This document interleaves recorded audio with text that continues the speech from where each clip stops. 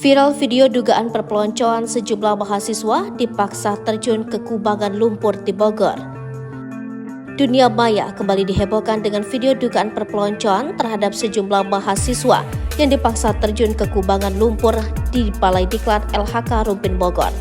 Aksi perpeloncoan tersebut diduga dilakukan oleh sejumlah senior yang tampak mengamati dari pinggir kubangan tempat para mahasiswa tersebut menceburkan diri.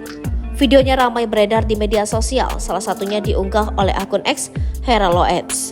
Tak hanya perpeloncoan, sekitar 4 mahasiswa dalam video tersebut juga dikabarkan mendapat kekerasan fisik. Dalam video tersebut tampak 4 orang mahasiswa yang seluruh tubuhnya dipenuhi lumpur mulai dari ujung kaki hingga kepala. Para mahasiswa itu juga terlihat menggantungkan papan tulisan di dada mereka, namun sayang seluruhnya sudah tertutup lumpur. Sementara di sekeliling mahasiswa tersebut berdiri sejumlah pemuda yang mengenakan pakaian serba hitam. Bak sedang terintimidasi, keempat mahasiswa yang tubuhnya sudah dipenuhi lumpur itu saling merangkul. Mereka pun menyanyikan sebuah lagu sambil bergerak naik turun dengan diamati oleh para pemuda yang mengenakan pakaian hitam. Setelah bernyanyi, para mahasiswa itu kemudian menceburkan diri ke dalam sebuah kolam yang berisi kubangan lumpur. Peristiwa tersebut dikabarkan terjadi pada 20 hingga 22 Oktober 2023 kemarin.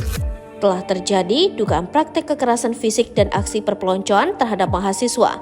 Kejadian 20-22 Oktober 2023 Balai Diklat LHK Rumpin Bogor, tulis pengunggah video. Para warganet pun ramai menyayangkan aksi perpeloncoan yang dinilai sudah melebihi batas tersebut.